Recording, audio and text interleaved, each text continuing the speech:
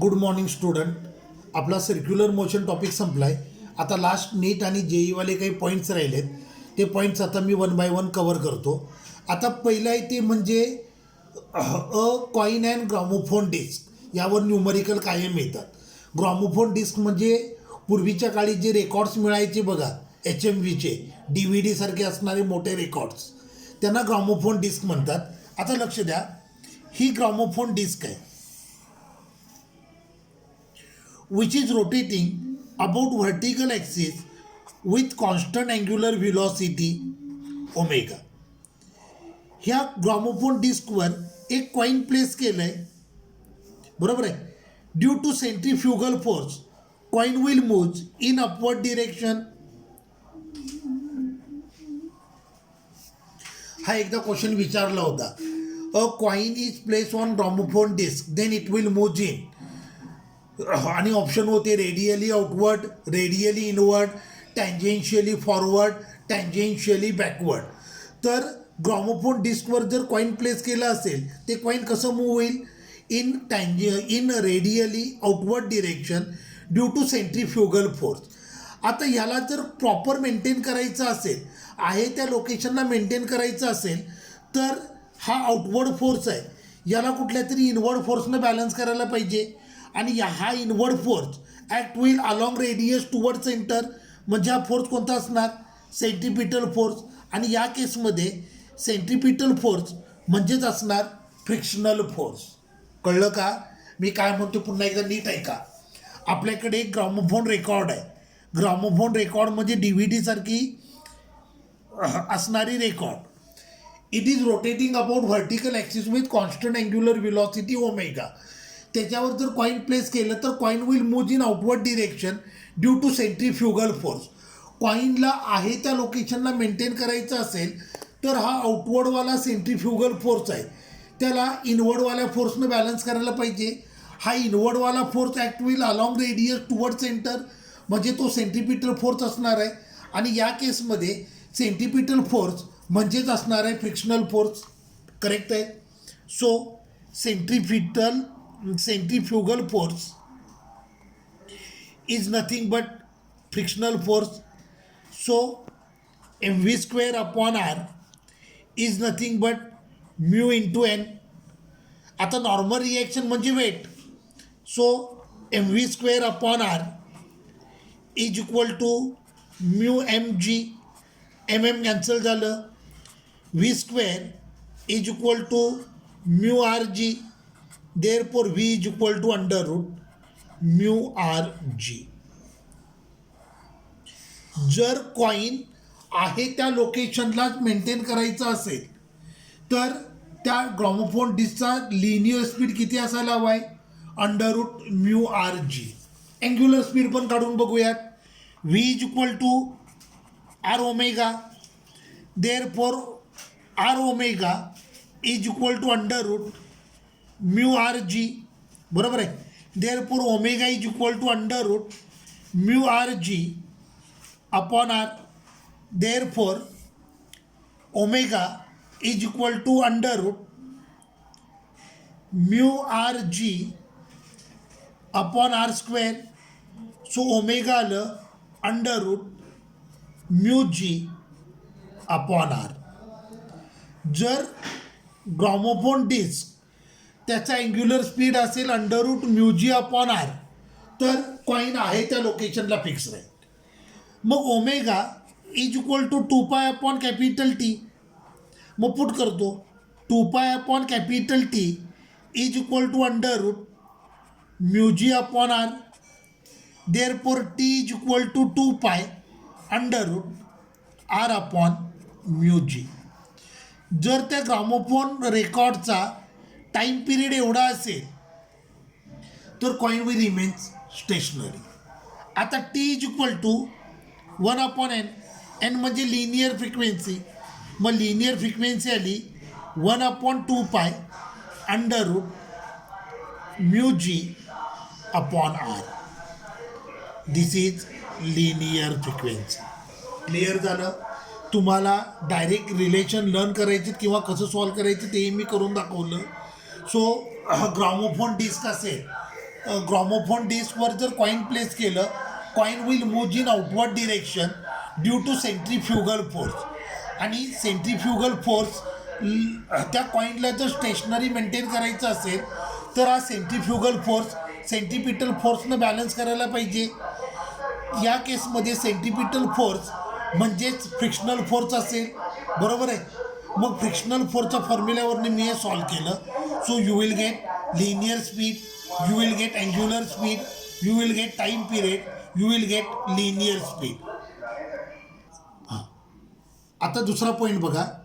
आपल्याकडे एक बकेट आहे, bucket is filled with water. तिला एक रोप अटॅच केला आहे आणि तुम्ही बकेटला व्हर्टिकल सर्कलमध्ये रिव्हॉल्व करताय. आता टॉप पॉईंटला बकेट अशी असणार आहे, बरोबर आहे. टॉप पॉईंटला बकेट उलटी झालेली असणार आहे. सो हे आतमध्ये जे पाणी आहे ते स्वतःच्या वेटमुळं खाली पडायचा चान्स आहे, कारण बकेटचं वेट ॲक्ट होतं in vertical at top point. बकेटच्या आतमध्ये जी वॉटर आहे त्याचे वेट ॲक्ट होते इन व्हर्टिकली डाऊनवर्ड डिरेक्शन. पण तुम्ही जर प्रॉपर अँग्युलर स्पीडनं तिला रिव्हॉल्व करत असाल तर even at top point water does not spill out. मी काय म्हणतो लक्षात आलं, टॉप पॉईंटला बकेट उलटी झालेली असणार आहे, त्यामुळं पाणी खाली सांडायला पाहिजे. पण प्रॉपर स्पीडनं तिला जर रिव्हॉल्व करत असाल तर even at top point water will not spill out. आता ही ती वॉटर खाली सांडण्याचं कारण काय आहे, तर वॉटरचं वेट ॲक्ट होते इन व्हर्टिकली डाऊनवर्ड डिरेक्शन. आता इथे बघा, वॉटरचं वेट ॲक्ट झालं आहे along radius toward centre of circle. मग पाणी खाली सांडू द्यायचं नसेल तर हा रेडियली इनवर्ड जो फोर्स आहे त्याला रेडियली आउटवर्ड फोर्सनं बॅलन्स करायला पाहिजे. आणि हा रेडियली आउटवर्ड फोर्स म्हणजे कुठला फोर्स असणार आहे, सेंट्रीफ्युगल फोर्स, बरोबर आहे. मग water will not spill out if mv² upon r is equal to weight of water mg, mm cancel झालं, v² is equal to rg, therefore v is equal to √rg. Top पॉईंटला जर बकेटचा speed √rg असेल तर water will not spill out even at top point. मग व्हीला R omega put करतो, R omega is equal to √rg, therefore omega is equal to √rg upon R. Omega is equal to √rg upon r². So omega is equal to √g upon r. हा झाला angular speed of bucket. या स्पीडनं, या angular स्पीडनं जर bucket revolve होत असेल even at top point water will not spill out. आता omega is equal to 2π upon capital T. मग put करतो 2π upon capital T is equal to √g upon r. T upon 2π is equal to √r upon g, therefore T is equal to 2π √r upon g. Revolving बकेटचा time period जर एवढा असेल then at top point water will not spill out. Frequency n is equal to 1 upon t, therefore n is equal to 1 upon 2π √g upon r. जर बकेटची linear frequency एवढी असेल तर at top point water will not spill out. Clear झालं. आपण काय काय study केलं बघा. वॉटरमध्ये जर पाणी भरलं आणि तिला व्हर्टिकल सर्कलमध्ये रिव्हॉल्व केलं, टॉप पॉईंटला बकेटाची उलटी होईल आणि बकेटाची उलटी झाली तर पाणी खाली सांडण्याचा चान्स आहे. So water will not spill out if bucket is revolving with linear speed √rg. Top पॉईंटला बकेटचा लिनियर स्पीड जर √rg असेल then water will not spill out. Accordingly मी ओमेगाचा फॉर्म्युला प्रूव्ह केला, टाईम पिरियडचा फॉर्म्युला प्रूव्ह केला आणि फ्रिक्वेन्सीचा फॉर्म्युला प्रूव्ह केला. लक्षात आलं. आता याचा पुढचा पॉईंट आहे वेल ऑफ डेथ. मौत का कुआ. तुम्ही ह्याच्यामध्ये वगैरे बघितलं असेल बघा, अम्युजमेंट पार्क किंवा सर्कसमध्ये वगैरे मौत का कुआ असतो, ते देखील तसंच असतं. आता बघा, मौत का कुआ किंवा वेल ऑफ डेथ म्हणजे एक सिलेंडर असतं.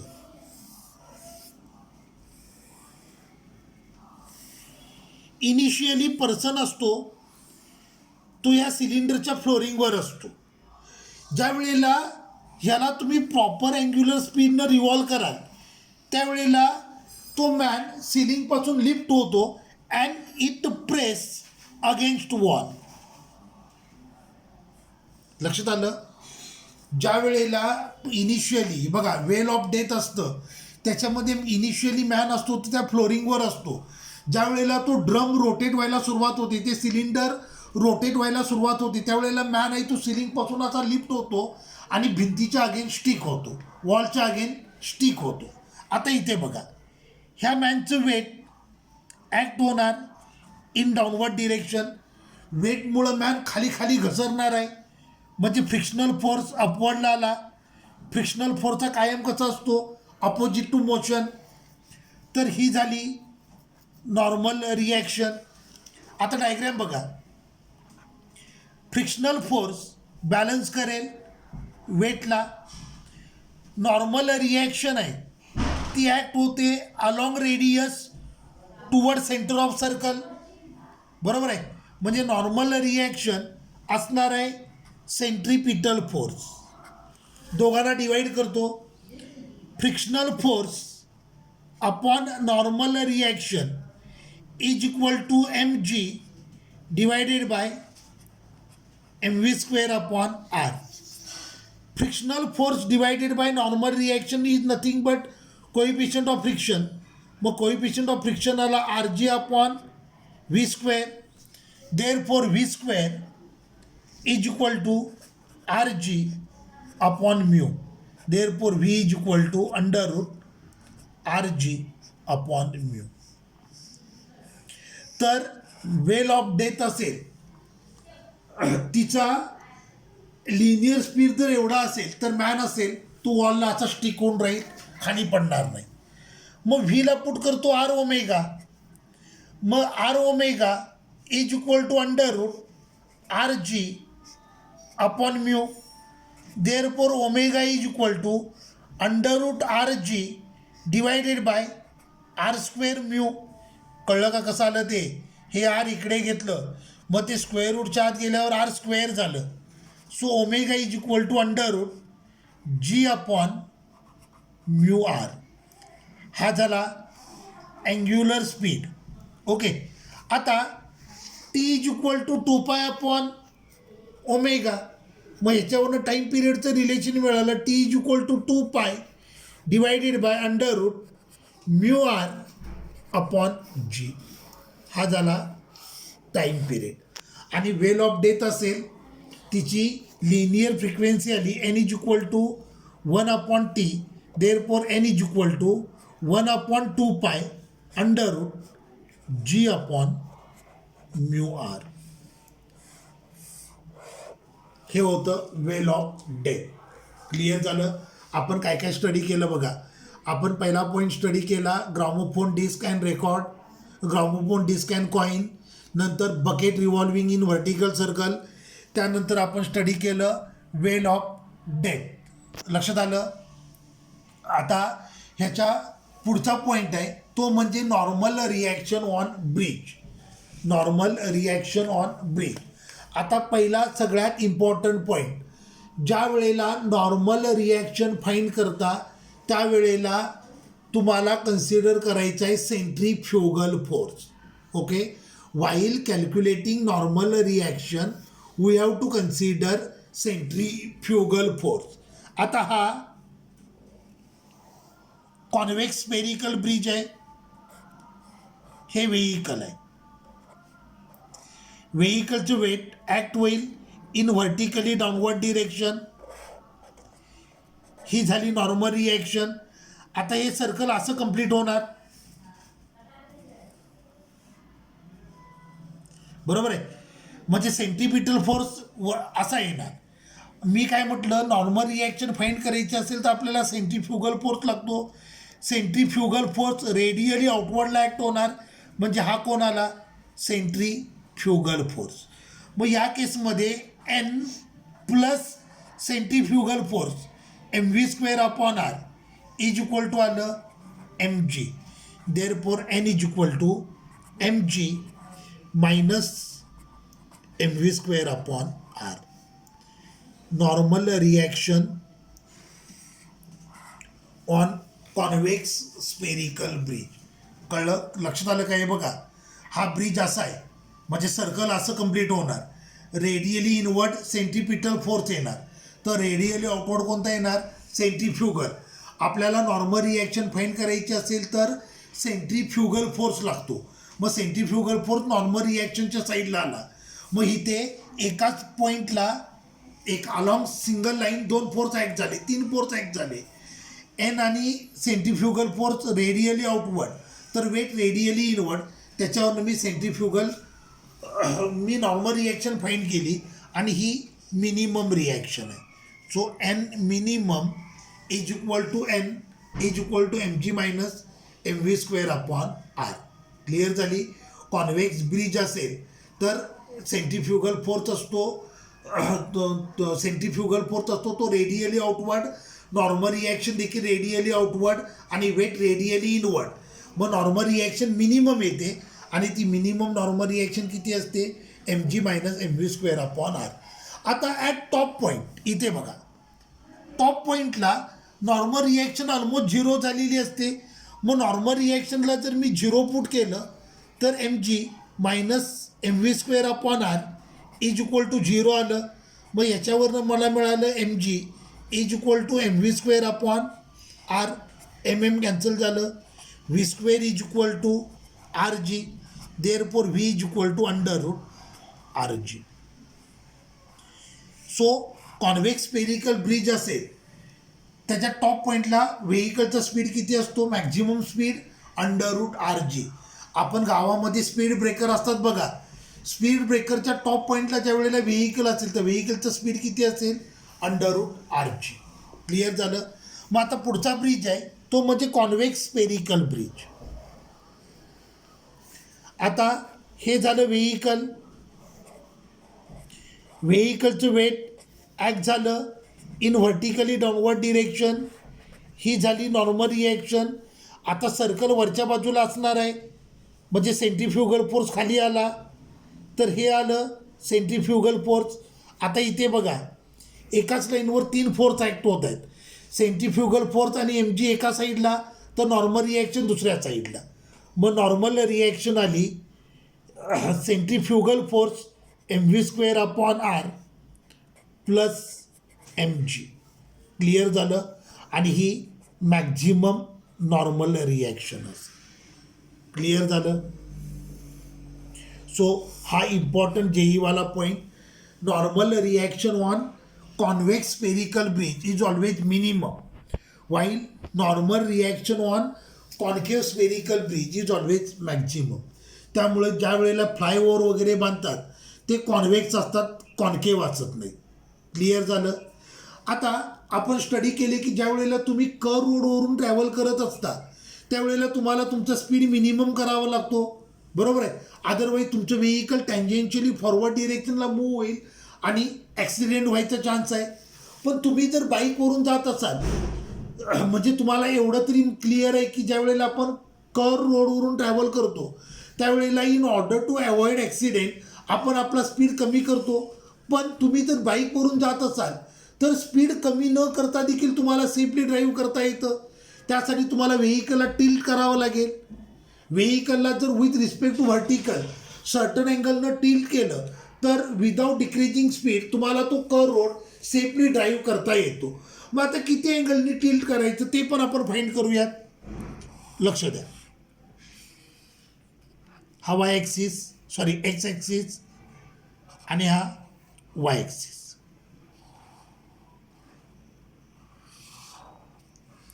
हे व्हेकल आहे,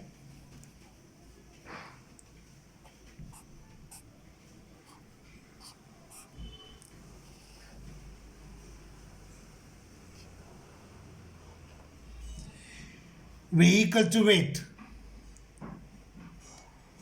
ॲक्ट झालं.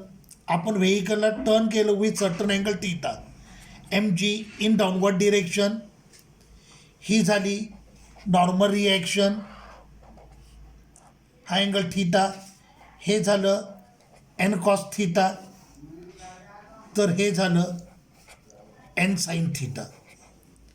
हा असा कर रोड. क्लिअर झालं. मग आता इथे बघा, मी काय म्हटलं लक्षात आलं, आपण ज्या वेळेला कर रोडवरून ट्रॅव्हल करतो त्यावेळेला in order to avoid accident आपल्याला आपला स्पीड कमी करावा लागतो. पण तुम्ही बाईकवरून ट्रॅव्हल करत असाल तर स्पीड कमी न करता तुम्ही जर व्हर्टिकलसोबत सर्टन अँगलनं टिल्ट केलं, टिल देन तुम्हाला सेफली ड्राईव्ह करता येतं. मग आता इथे बघा, एन साईन थिटा ॲक्ट झाला आहे along radius toward centre of curve road. N sine theta act होतो आहे along radius toward centre of curve road, म्हणजे हा सेंट्रिपिटल फोर्स आहे mv² upon R.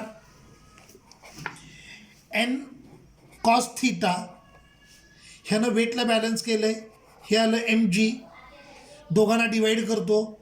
So N sine theta upon N cos theta is equal to mv² upon R divided by mg. So tan theta is equal to v² upon R G. तर तुम्हाला किती अँगलनं tilt करायला पाहिजे, tan theta is equal to v² upon R G. आणि त्यावेळेला तुमचा maximum safety speed असेल v² is equal to R G tan theta. Therefore v is equal to under root R G tan theta. This is maximum safety speed. Clear झालं. जर ज्या वेळेला तुम्ही curve रोडवरून ट्रॅव्हल करताय बाईकनं, त्यावेळेला स्पीड रिड्यूस न करता तुम्ही जर व्हर्टिकलसोबत सर्टन अँगलनं टिल झालात, टिल देन तुम्हाला सेफली ड्राईव्ह करता येतं. त्यावेळेला तुमचा मॅक्झिमम स्पीड असेल under root R G tan theta आणि अँगल ऑफ टिल्टिंग असेल tan theta is equal to v² upon R G. आता पुढचा पॉईंट बघा, pendulum is release from a height equal to its own length. पेंड्युलमची length L आहे आणि त्याला मी आता इनिशियली हेल्ड केला आहे at point B and that height is equal to its own length. बरोबर आहे. आता पेंड्युलमला या पॉईंटपासून रिलीज केला, तो खाली येईल. मग ए पॉईंटला त्याचा स्पीड किती असेल, ए पॉईंटला त्याचं टेन्शन किती असेल ते फाईंड करूयात. आता बी पॉईंटला पेंड्युलम रेस्टला आहे, याचा अर्थ बी पॉईंटला पेंड्युलमला पोटेन्शियल एनर्जी आहे. बरोबर आहे. आणि ए पॉईंटला हीच पोटेन्शियल एनर्जी कायनेटिक एनर्जी बनणार आहे. So potential energy at point B is equal to kinetic energy at point A. बरोबर आहे. मग mgh is equal to half mv², mm cancel झालं. So v² is equal to 2gh, v is equal to under root 2gh, h is equal to l आहे. देअरफॉर v is equal to under root 2gl. When pendulum is release from a height equal to its own weight, तर bottom पॉईंटला त्याची velocity किती असते, under root 2gl. Clear झालं. आता tension किती आहे ते बघूयात. इथे बघा ए पॉईंट बघा. आता ए पॉईंटला टेन्शन ॲक्ट झालं आहे अलॉंग टुवर्ड्स फिक्स पॉईंट, तर वेट रेडियली आउटवर्डला आहे. मग T minus mg is nothing but mv² upon R असणार आहे. मग T is equal to mv² upon R plus mg. आताच आपण प्रूव्ह केलं आहे. व्ही किती आहे, अंडर रूट 2gl आहे. V is equal to under root 2gl आणि रेडियस पण काय असणार आहे, लेंथ असणार आहे. मग टी इज इक्वल टू हे आलं m 2gl upon l plus mg. So T is equal to LL cancel झालं, हे आलं 3mg. Tension at lowest point किती असणार आहे, 3mg. तर हा अजून एक important point, pendulum is release from height equal to its own length. Clear झालं. मग आता दुसरा पॉईंट बघा, पेंड्युलमला आपण रिलीज केले from height equal to half of its initial length.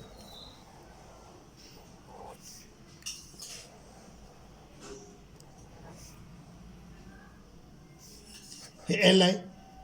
आता पेंड्युलमला आपण रिलीज केलं आहे from a height equal to half of its length. Pendulum circular motion perform करेल या पॉईंटला येईल. मग या पॉईंटला त्याची व्हिलॉसिटी किती आहे ते फाइंड करूयात. मग पुन्हा तेच बी पॉईंटची पोटेन्शियल म्हणजे ए पॉईंटची कायनेटिक असणार आहे. मग potential energy at point B is equal to kinetic energy at point A. मग M G H is equal to half M V square, पण H is equal to L/2 आहे. मग हे आलं M G L/2 is equal to half M V square. M2 cancel झालं. So V square is equal to GL. Therefore V is equal to under GL. Okay, tension किती आलं बघूयात. आता या पॉईंटला वेट mg डाऊनवर्ड डिरेक्शनला आणि tension अपवर्डला, ह्या दोघांचा डिफरन्स म्हणजे सेंटिपिटल फोर्स असणार आहे. मग T minus mg is equal to mv square upon r. Therefore T is equal to mv square upon r plus mg m VI GL upon L plus mg. So L आणि L cancel झालं. So T is equal to हे आलं 2mg. Clear झालं. हा अजून एक important point. आता next खूप important point, looping the loop. आता हे लूपिंग द लूप म्हणजे काय बघा, बऱ्याच वेळेला पिक्चरमध्ये वगैरे स्टंट करत असतात, तिथे लूपिंग द लूप यूज करतात. आता लूपिंग द लूप म्हणजे काय पहिल्यांदा ते सांगतो. हे एक रॅम्प आहे, हे एक इन्क्लाइन प्लेन आहे आणि ह्या इन्क्लाइन प्लेनच्या एंडला एक सर्कल आहे. हिथून बाईक येणार आहे आणि ही बाईक इथे कंप्लीट सर्कल करणार आहे. मी काय म्हणतो म्हटलं, लक्षात आलं का. रॅम्पवरून एक व्हेकल येणार आहे, पुढे हा सर्क्युलर ट्रॅक आहे, हे पूर्ण असं सर्क्युलर ट्रॅकचं एक रिव्होल्युशन कंप्लीट करणार आहे. याला म्हणतात लूपिंग द लूप. मग आता बघा, लूपिंग द लूपची व्हिलॉसिटी आपल्याला प्रूव्ह करायची किंवा रिलेशन प्रूव्ह करायची आहे. पहिल्यांदा बॉडी या टॉप पॉईंटला आहे, ती बॉडी इथे बॉटम पॉईंटला येईल आणि नंतर ती व्हर्टिकल सर्कलमध्ये रिव्होल्युशन कंप्लीट करेल. मग KE at bottom is nothing but PE at top. बरोबर आहे. हे सपोज करा H आहे आणि सर्कलची रेडियस R आहे. मग half MV square is equal to आलं MGH. MM कॅन्सल झालं. V square is equal to 2GH. बरोबर आहे. आता सर्कल जर तुम्हाला व्हर्टिकल सर्कल कंप्लीट करायचं असेल तर सर्कलच्या लोएस्ट पॉईंटला व्हिलॉसिटी किती असायला पाहिजे, √5GR असायला पाहिजे. Since V is equal to √5GR. तुम्हाला कळलं का. जर व्हर्टिकल सर्कल कंप्लीट करायचं असेल, व्हर्टिकल सर्कल जर कंप्लीट करायचं असेल तर बॉटम पॉईंटला व्हिलॉसिटी किती असायला पाहिजे, √5GR. मग हे आलं 5GR is equal to 2GH. G cancel झालं. So 5R is equal to 2H. Therefore R upon H is equal to 2/5. हे रिलेशन लूपिंग द लूपचं. क्लिअर झालं. लूपिंग द लूप म्हणजे काय लक्षात आलं. एक रॅम्प आहे, त्या रॅम्पच्या एंडला एक सर्क्युलर ट्रॅक आहे. व्हेकल किंवा तो बायकर असेल जो स्टंट करणार आहे, तो या रॅम्पवरनं येईल आणि फायनली तो हे एक लूप कंप्लीट करेल. असे तुम्ही डिस्कवरीवर वगैरे बघितले असतील बघा, डिस्ट्रॉय इन सेकंड किंवा ते कुठला प्रोग्राम मला आता त्याचं नाव आठवत नाही, सायन्स ऑफ स्टुपिड, त्याच्यामध्ये वगैरे असले स्टंट दाखवतात. तर हा स्टंट जर तुम्हाला सक्सेसफुली परफॉर्म करायचा असेल तर R आणि H मध्ये किती रिलेशन पाहिजे, R upon H must be equal to 2/5. Clear झालं. तर या टॉपिकमधले JEEचे पॉईंट देखील संपले. आपण each and every point cover केला आहे. क्लास ज्या वेळेला आपला चालू होईल त्यावेळेला आपण याचं सॉल्विंग पण करूयात. ओके.